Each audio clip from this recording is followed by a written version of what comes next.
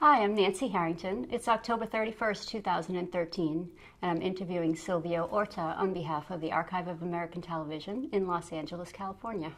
So we'd like to start by getting about 10 minutes of background information. Okay. What was your name at birth? Silvio Alejandro Horta. And where were you born? Miami, Florida. What day were you born? August 14th, 1974. And where did you grow up? Miami. What were your parents' names and what do they do for a living?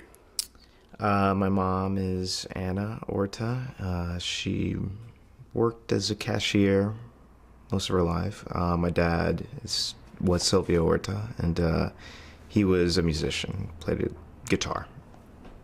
Professionally? Yeah, at restaurants and such. So. What traits did you inherit from your parents? I think from my dad, artistic inclination, left-handedness. My mom, strength, stubbornness. Do you have any siblings? I have an older sister. And what's her name? Hilda. Sounds familiar. Yeah. What were your interests growing up? Let's see. I liked writing. I liked. What did I like to do growing up? I loved going to the movies. I loved watching TV, and I was binge watching before binge watching was trendy.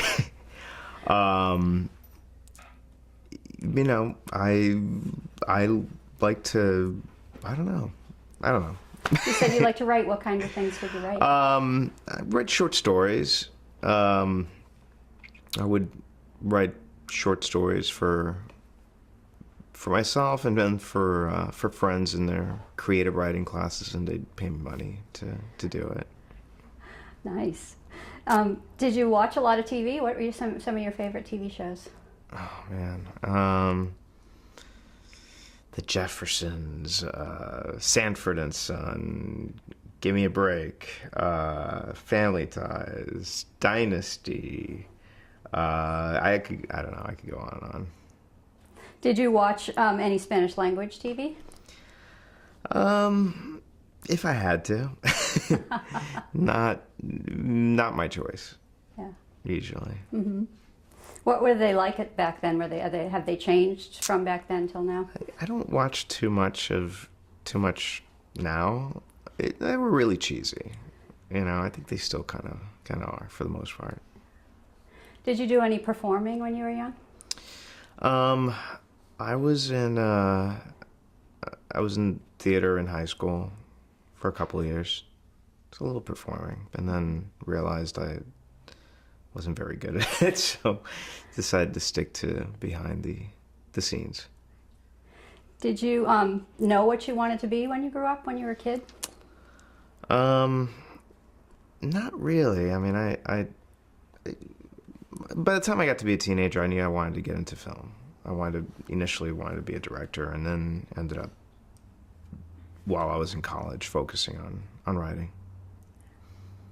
Did you see a lot of people like yourself on TV, American TV, when you were a kid? Other than, I don't know, Eric Estrada on Chips? Not really. Yeah. But also growing up in Miami, where it's so predominantly Latin, I don't know, there was not a feeling growing up of being the other or being, a part of a minority, since it seemed like we were part of a majority. So there was never a sense of, not being represented, or even though looking back in retrospect, there isn't a lot of representation even today. Right. Of Latins on television. So, where did you go to college? New York University. And what did you major in? Film production. And then what did you do after college? let me see. I graduated early, and in that extra year, I wrote my first screenplay, and I made a living spritzing perfume. That was my job. And what was the screenplay?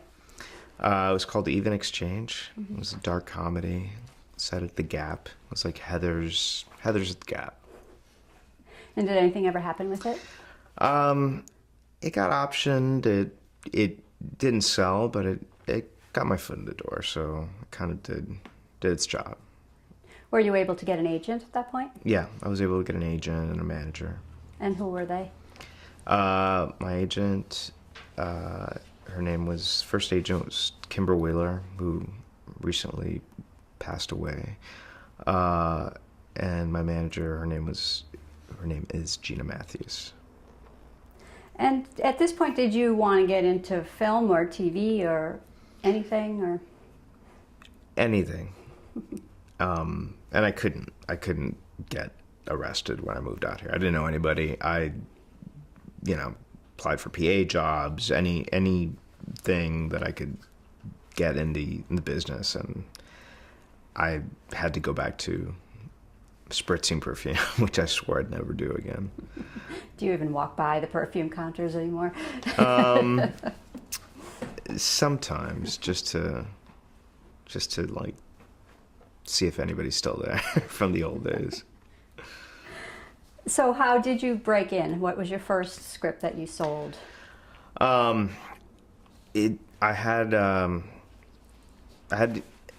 wanted to do something set using urban legends for a while, and I couldn't figure out what the genre would be,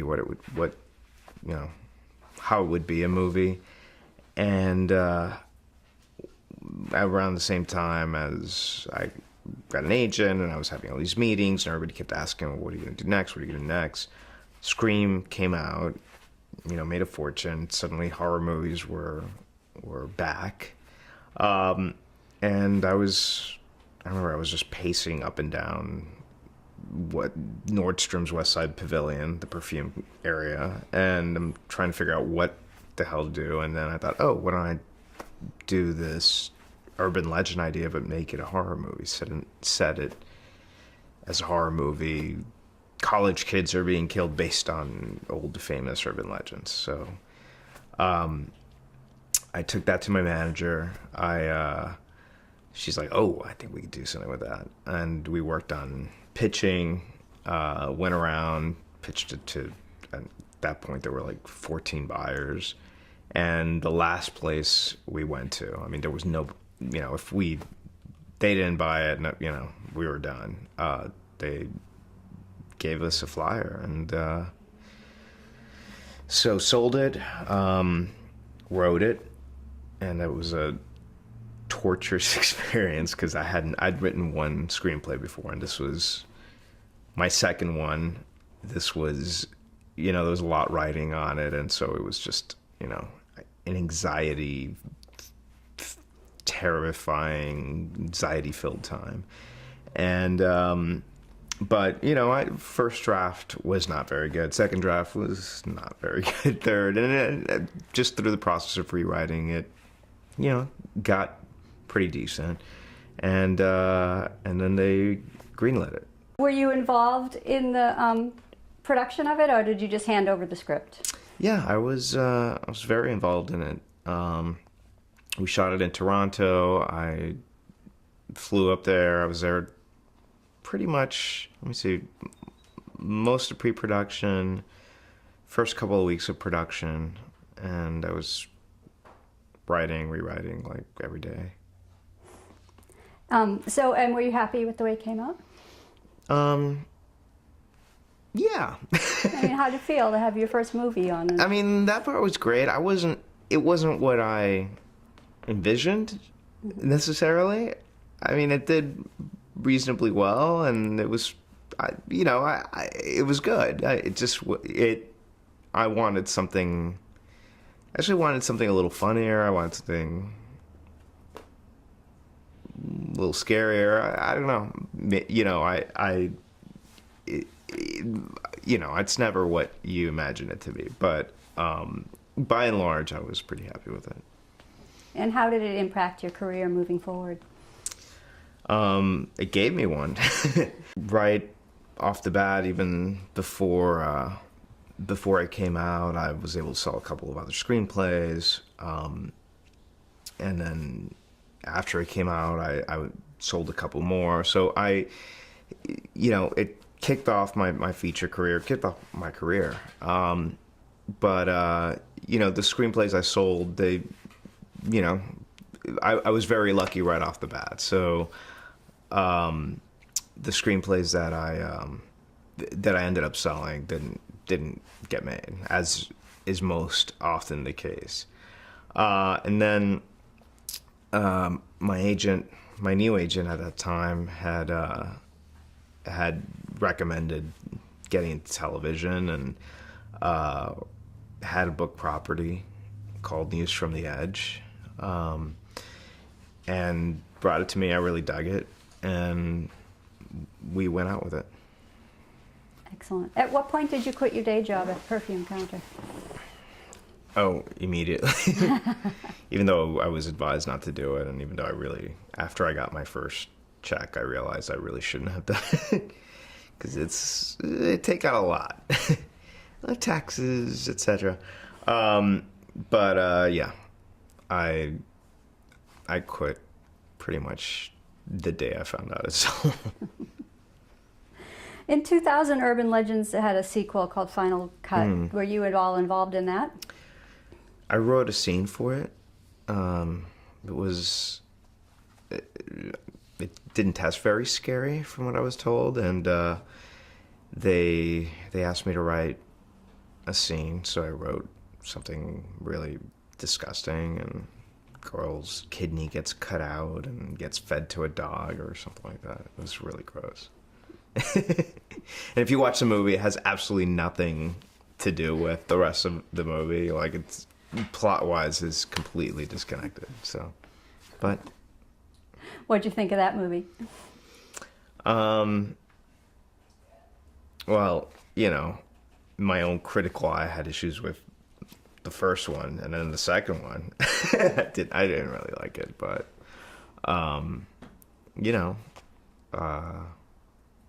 I made money off it, so I can't complain. So before you did The Chronicle, did you work on a project called The Furies with Ryan Murphy? Yeah. Tell us a little bit about that.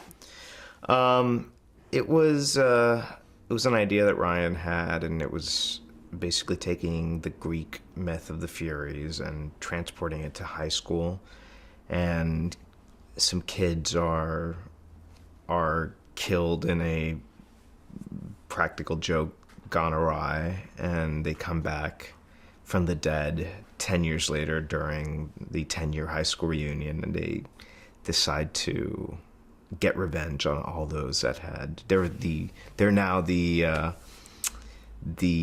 incarnation of the Furies, and they decide to get revenge on all the evil popular kids that did this to them. So.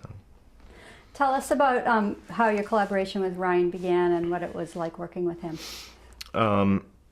We had the same manager at the time, Gina, and so we met several times, and we got along. We shared a similar sense of humor, and he told me the idea. I thought it was great, and we started working on it, and went and pitched it and sold it. And did it ever get made? No. Yeah. Do you know why? Some of it was, there were some political reasons, like we sold it directly to the guy who owned the studio, but the person under him was left out, and he never liked the project, and then at a certain point, because it involved kids getting killed in high school, and then Columbine happened, and there was panic, and they thought, well, it was really stupid. I wish it would have. It was a really fun project. So you mentioned News from the Edge. So you took that work and started to adapt a TV show based on it? Yeah. So tell us how that process happened, how that came about. Let me think. I went to me and Gina, who was my manager and was producing at that point. We went directly, I believe, to networks. We sold it at NBC initially. We started working with Greenblatt Gentilari, who were their own studio. And we sold it to NBC. We brought on Mark Buckland to direct. They asked for a pilot presentation initially, which is just a shorter version of a pilot. We shot it in Vancouver, and it turned out well. And we got picked up for mid-season at NBC, and we went to the upfronts. It was announced, and it was the summer where Survivor premiered. And so on the one hand, the network was trying to just get a basic 6-episode order, and the studio, Greenblatt Gentilari, was financed by Fox Television Studios. So they were insisting on a 13-episode order. And so while this whole little struggle is going on, Survivor premieres, and suddenly the brass at NBC's like, why don't we have Survivor? Or why is this not on our network? The hell with this show. Like, they don't want the 6-episode order. See ya. So we were done. And so we were essentially dead, and then we found out that Sci-Fi Channel was interested, and we ended up making it at Sci-Fi Channel, and the name was changed to The Chronicle, and yeah. So tell us the premise of The Chronicle. A recent journalism graduate from Columbia University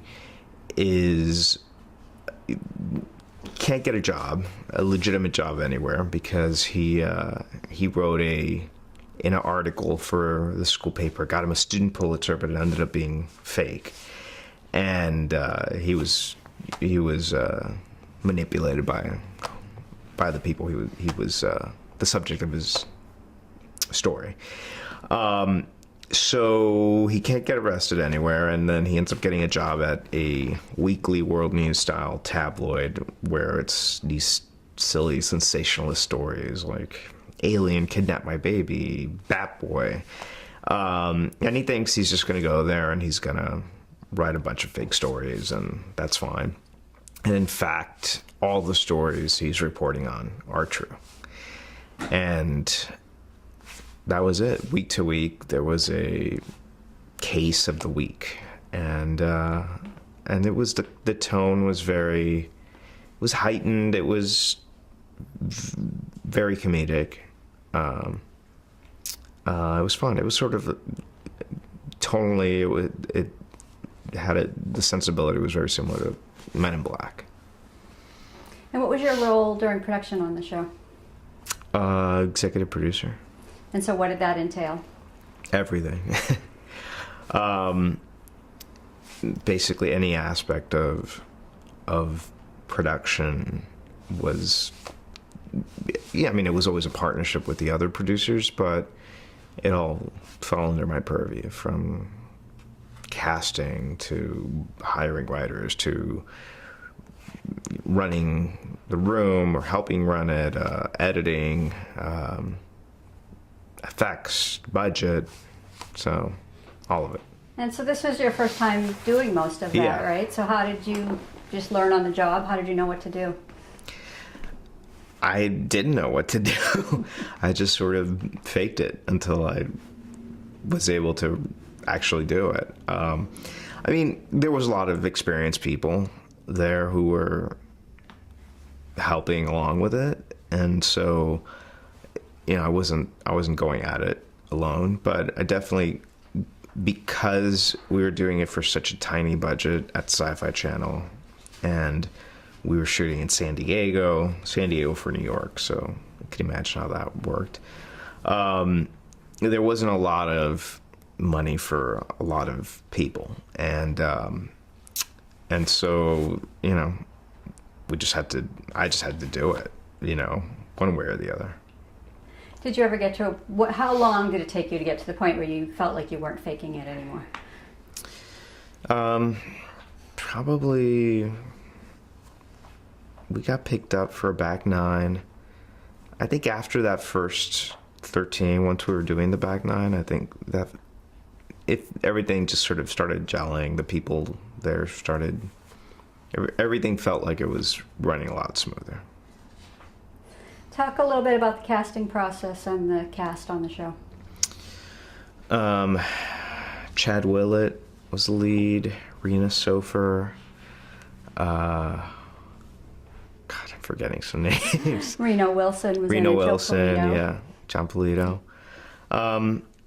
You know, we cast all these people, and they all thought they were doing a show for NBC. And then we get told we're going to be doing a show for a Sci-Fi Channel, and they have to take a pay cut if they want to do it, and we're trying to convince them to do it. So it was tough. It was, you know, it was a lot of hesitancy shooting in San Diego, and a lot of these actors moving down there, or they weren't happy. That wasn't what they signed up for. But you know, it worked out. One of my favorite people on the show that we cast was Octavia Spencer, and she played a psychic, and she was great. She came for the audition. I loved her, and at a certain point, what was the deal? Just to show you how cheap this show was, she would have to take, every time she was in an episode, she'd have to take the Amtrak down to San Diego, and I think she was asking for that to be covered or some extra money, something that was fair, you know. I mean, these people sometimes were paying out of their own pocket, and the production just refused to budge, so we lost her. Of course, you know, she goes on to win an Academy Award, and it's just one of those funny stories. Like, people, it's very telling about this business. Yeah. Talk a little bit about the process of shooting the pilot. We shot in Vancouver. The show was set in New York, but it was way before the New York tax credit, where shooting in New York was at all feasible. So it was Canada was the only option. The director, we went to Toronto first, which made more sense, I thought, as far as shooting New York. The director really wanted to shoot in Vancouver. I think he really wanted to go skiing. I think that's really what happened. But we did find some locations that really just seemed to gel with what we wanted, more so than what we had looked at in Toronto. But yeah. Talk a little bit about the process of adapting a book for the small screen. In this case, I didn't really use anything from the book. It was the title initially and the very basic premise, but the book was very Scooby-Doo, and that anything that seemed like had some sort of, they were vampires. They weren't really vampires. It was someone pretending to be a vampire to get the, old man Kroger's, hidden money, whatever it was.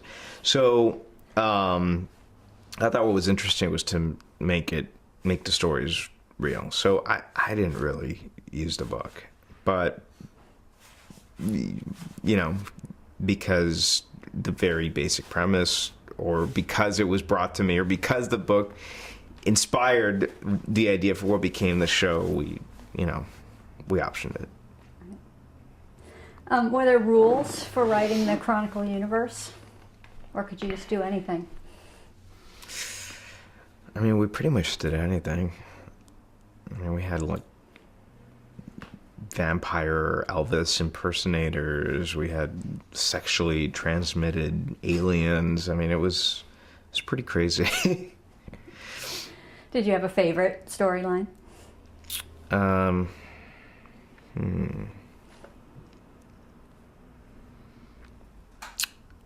was one we did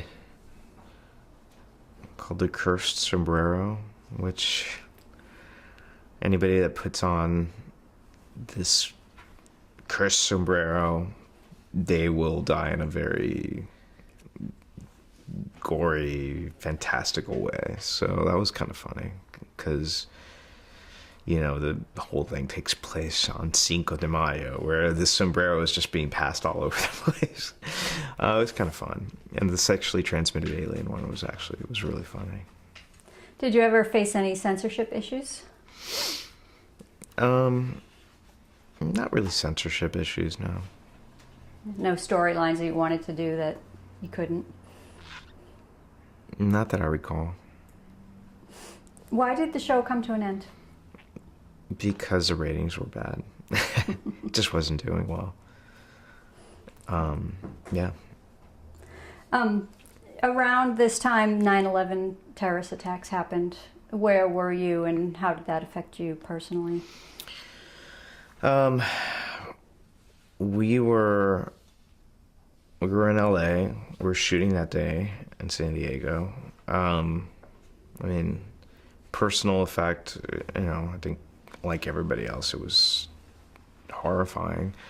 As far as the show, it was a pretty crazy day because, again, the show was so cheap, and there was this insistence on making the budget and making the days, and they insisted on shooting that day, the studio heads, and the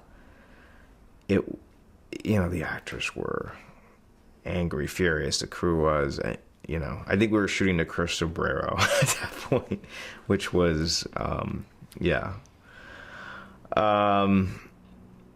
so it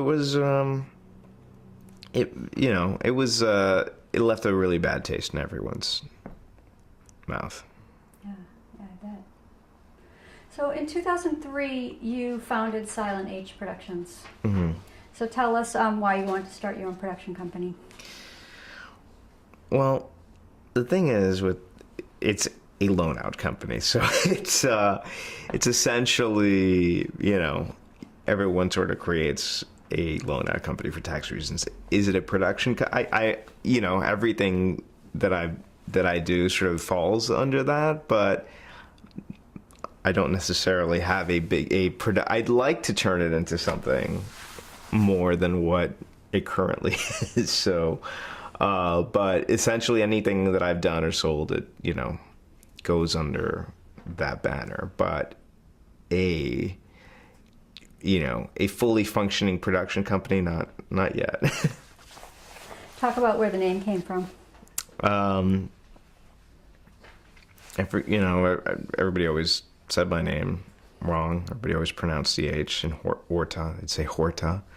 So it was just a way to remind everybody the way to pronounce it. So. And then in 2003, you created the series Jake 2.0. So tell us how that came about. Initially, it was, let me think about it. Hold on. Bob Greenblatt, David January, they came to me, and Gina Matthews, who was my manager, and she was producing all my work at that point, pretty much all my work. And they wanted to do a contemporary take on the $6 Million Man. And I thought it was a cool idea. And I started working on on what that would be. At a certain point, what I was working on wasn't something that Bob and David wanted to do, or they just didn't. We didn't all see eye to eye on what the show should be. So we just sort of parted ways, and I kept working on it with Gina and her husband Grant, and eventually, my take was a little more comedic, like News from the Edge. The rewriting process, we honed in on making it a little bit more real. It's, instead of a sort of random spy agency, it was at the NSA. So that was a genesis of it. So tell us the premise of the show. An IT guy who works at the NSA gets, during a gunfight at some secret laboratory there, gets infected with nanobots, and it gives him, superhuman abilities, run faster, stronger, and the most unique ability is his ability to interface with computers, computer technology. And who plays Jake? Chris Gorham. So tell us about casting him and working with him. I'd met him prior to that because he was on Popular, which was Ryan Murphy's show, and he was great. He came in, he auditioned. It was kind of a no-brainer.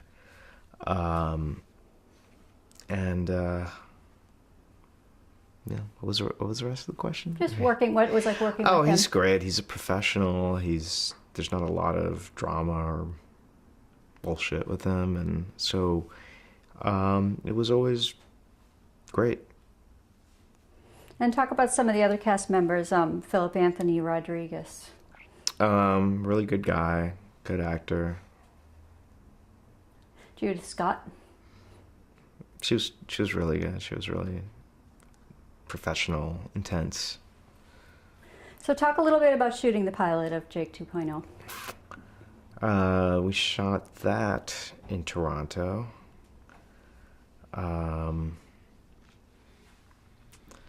Robert Lieberman was the director. He was temperamental.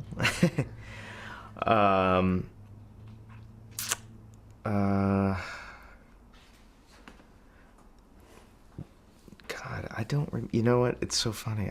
I don't remember all that much. Like, there was nothing that really stood out from shooting that pilot. It was a fine experience. So, did you? Were you the showrunner on the show? Co-showrunner. It was interesting because I was the sole showrunner on my first show, on my second show, and my third show. Somebody was brought in to partner up with me because on the first show there wasn't very much money to do that. In these shows, more money, bigger shows, bigger networks. It all led to that. What was your management style as a showrunner? I like to empower and trust the people that are working for me, the writers. I like them to feel invested in producing their own stuff, and so I see a lot of showrunners who just want to do everything and take over everything, and it doesn't seem like the most effective way of doing it. I mean, all these people are getting paid a lot of money to do work, so you should let them do the work, and if you don't like them, or if they're not doing what you want them to do, then find somebody else. But I definitely value the writer's room, the collaborative process. It's a really hard, television is really hard, and so everybody is there to help make it easier, and you should take advantage of that, is my philosophy. That's great. You mentioned the network. Did you get a lot of network notes and feedback on this show? Yeah. Anything that you remember in particular?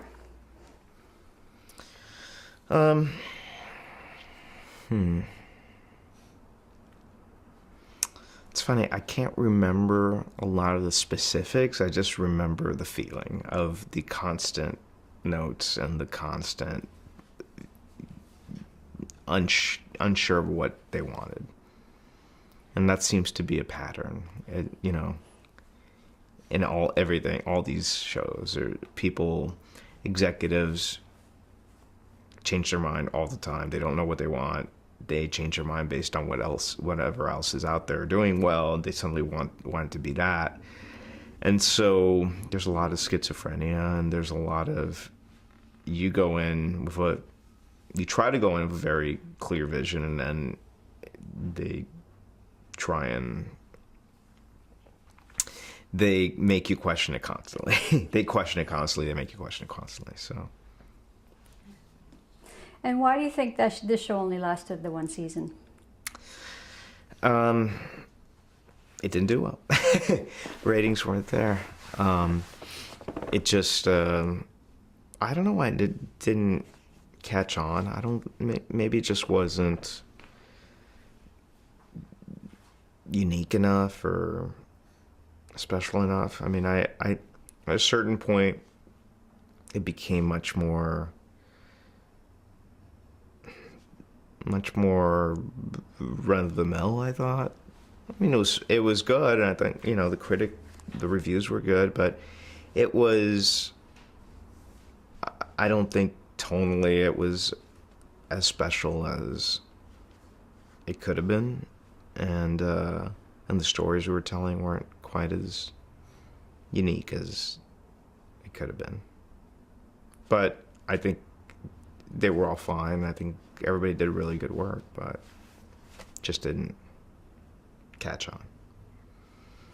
In 2004, you wrote a pilot called West Side. What was the premise of that pilot? It was a nighttime soap set in the world of real estate agents in LA. And what was that experience like working on that pilot? Really interesting. The script was, at that point, one of the ones I was happiest with that I'd written, and everybody, the executives, everybody around me was very excited about it. But the pilot production process, it just turned into something bad. It wasn't very good. What happened? Why did it go bad? I was working with a producer whose taste we didn't share the same taste. I'll put it that way. A director I don't think ever really landed on what the show was, or never made it unique and interesting. Casting that was, by and large, some really bad choices. Who was in the cast? The good people in the cast. Peter Facinelli was in it. I liked him.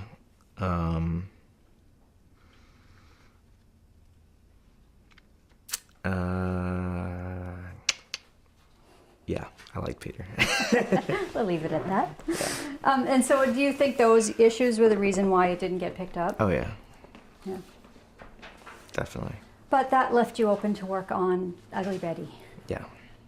So how did your working on Ugly Betty come about? When West Side didn't go forward, I was pretty devastated because I spent a long time working on it, and I really loved the project and I saw the series. I was prepared for the series to go forward, and it started becoming clear a few weeks before I found out that it just wasn't going to happen. And I decided to just take some time off, and I went to Europe for like 2 months or 3 months and just decided to backpack and travel around. And before I left, I had a meeting with a couple of executives at ABC, and I inquired about Ugly Betty because I saw a few months before that they had bought the rights to the format, they had put it into development, but didn't go forward. So I asked them about it. And I asked because my mom would watch that, and I need the title, and it just intrigued me because I liked the title, and even though at that point it was called Betty the Ugly, but I was just intrigued, and so they gave me the script that had been written, and I read it, and I just didn't like it at all. I'm like, I don't know what you can do with this.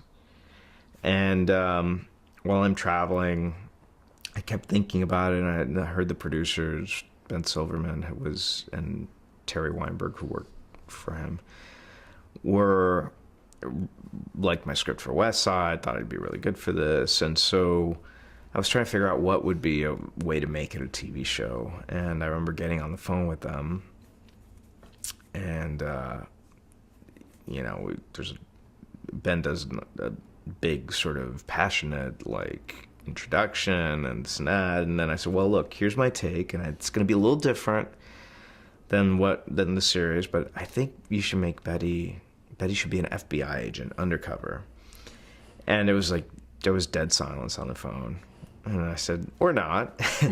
And they said, look, I think, because I was looking for some engine, I was looking for some way to make it a week-to-week series. And I said, you don't have to go that far. Just literally just find what it is about this that you want, the story you want to tell, and don't worry about, the network sort of need to make things a procedural or create these engines that aren't false. Like, the show has resonated around the world for a reason, and it's not because she's in the FBI. So I thought about it some more, and I really tried to approach it from, tried to tell a story about my own childhood growing up, and about wanting to make it in a business that wasn't something that people around me necessarily understood, and felt like it was difficult to break in, and I tried to just be inspired by my own life. What was it about the original story that you think Terry and Ben were drawn to?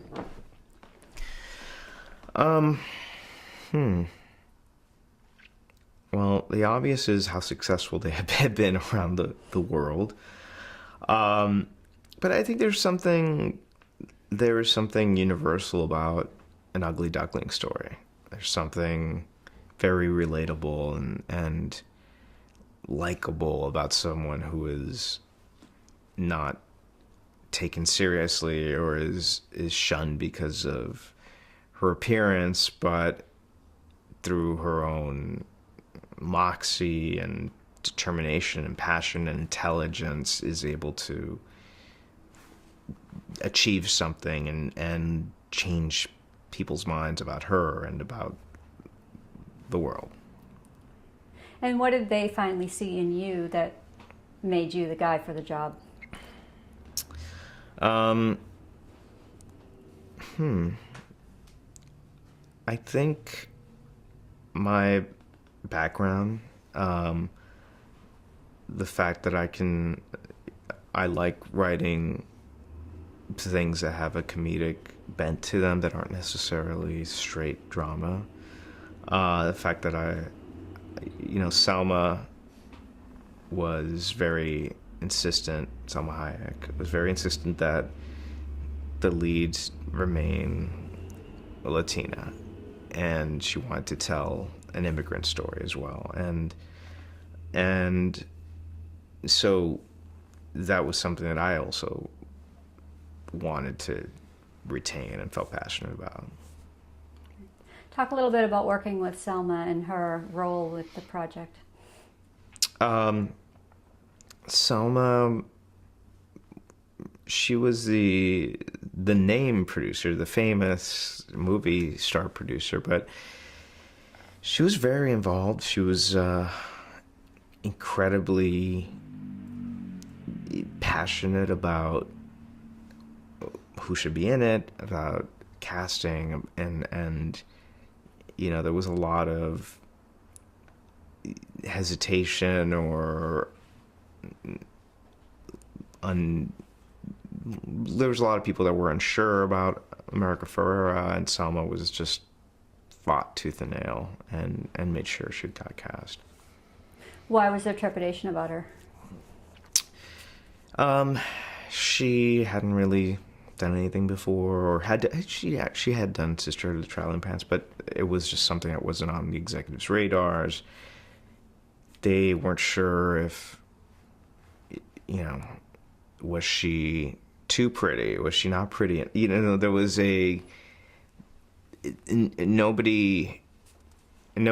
everybody was looking at the original version where a supermodel had glasses on her and braces and then she has this very dramatic makeover, and we're looking at something a little more realistic, and so America personified someone that was not she's not a 6'2" glamazon who we just put fake braces on. And we never wanted that. We wanted someone that felt more real. Talk a little bit about collaborating with Terry Weinberg. Terry and I had a really great relationship. I mean, she was, Ben was working on a lot of projects. Terry was the one that was hands-on every aspect of this. And she really was very protective of me and the project at a lot of points. And talk about working with Ben Silverman. Ben's a showman, a salesman. He's a very funny, very smart, good guy, and he's I really like him. I like his. He cracks me up.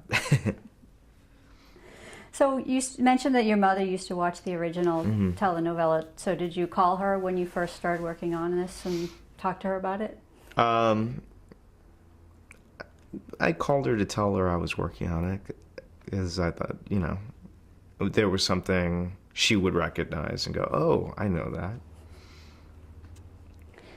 So did you do a lot of research into the fashion industry when you started working on it? I did. How did you go about doing that? I met with a fashion publicist. I met with people at Condé Nast. I was introduced to some writers, some designers. So I just wanted to get a feel for what the world was like. Was it a world you were at all familiar with when you started? Not that familiar with, but it was a world that I was very intrigued by, interested in. Were any of the characters based on real people? I'd say my Hilda is sort of like my sister Hilda.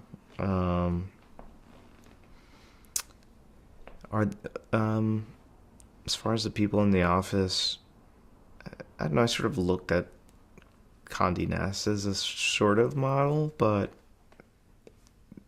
Wilhelmina sort of has a sort of Vanna Winter like quality, or the perception of what Anna Winter is like, taken to like, you know, the nth degree. Yeah.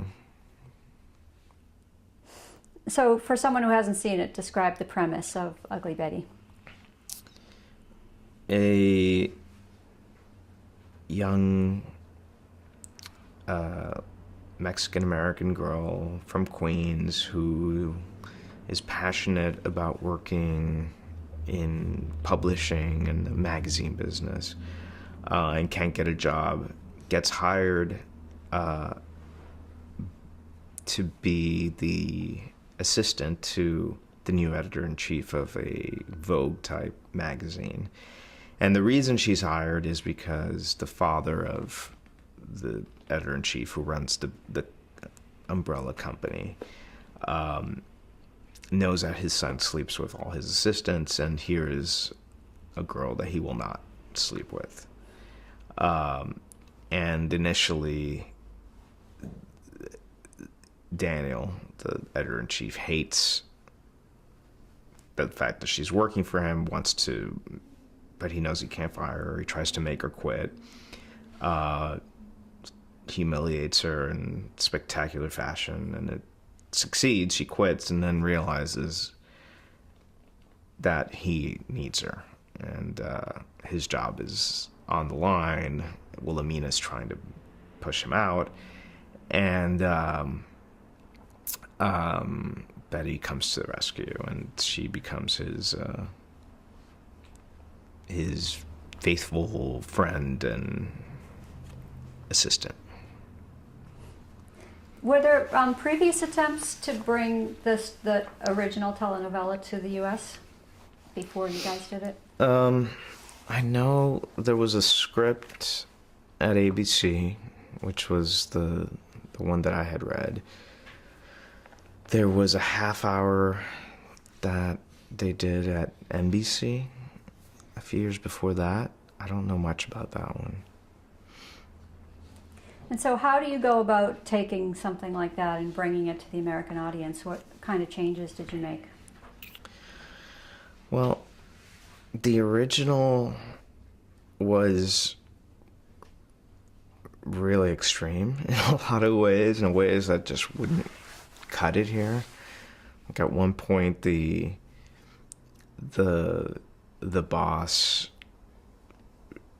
there was a scene where Betty gets out of the trunk of his car because he's brought her to a meeting in the trunk, and she goes, "Why did you do this to me?" And he says, "Because you're too ugly to be seen in public."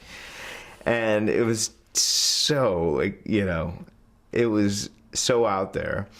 It just wasn't going to translate. But you know, I didn't see that much of the original. I mean, I saw some clips of it. I saw pieces here and there, but I just kind of tried to make it my own. I knew what the basic story was and what the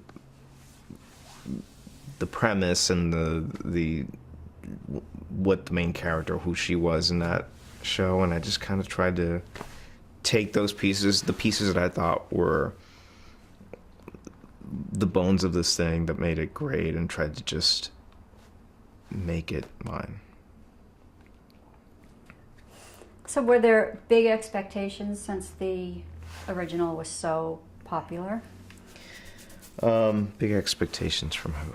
And did you feel pressure? I mean, did you feel pressure to succeed with it? I felt pressured to